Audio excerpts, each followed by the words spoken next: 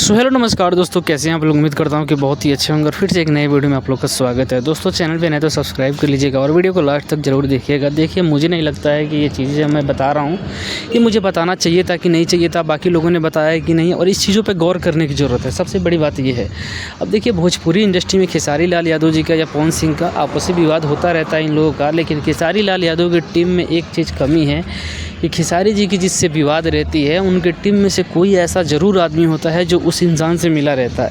अब देखिए, उसी तरीके से भोजपुरी इंडस्ट्री के जो अभी विवाद आप लोगों को देखने को मिला होगा, रोशन रोही का, खेसारी जी और आशीष यादव का, मतलब एक यादव से यादव का विवाद कराने में अखिलेश कश्यप माहिर रहते हैं। लेकिन मुझे लगता है कि अब मैं अखिलेश कश्यप से ये पूछना चाहता हूँ कि अभी एक पोस्टर रिलीज़ किया है जो कि काजल लखवानी के साथ रोशन रोही का गाना आ रहा है। अब देखिए, काजल लखवानी और खेसारी लाल यादव का विवाद किसको पता नहीं है। अब ये दोनों एक साथ गाना आ रहा है तो ये क्या विवाद का मतलब ये खेसारी के दुश्मन से मिल रहा है, तो मतलब इसमें क्या कह सकते हैं हम। मतलब ये सीधा सीधा दिखाई जा रहा है ना कि खेसारी लाल यादव को बदनाम करने की कोशिश कर रहे हैं ये लोग और खेसारी लाल यादव को जलाने की कोशिश कर रहे हैं ये लोग। यहाँ तक कि देखा जाए, अभी बीच में एक और गाना आया था रोशन रोही का जो कि सपना चौहान के साथ आया था, लेकिन सपना चौहान का और खेसारी लाल यादव का विवाद आप लोगों ने देखा था कि सपना चौहान ने आरोप लगाया था कि खेसारी लाल यादव के साथ ज़िंदगी में कभी काम नहीं करूँगी।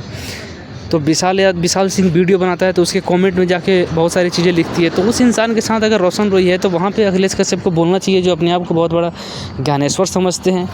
आप लोग का क्या राय है, कमेंट में ज़रूर बताइएगा।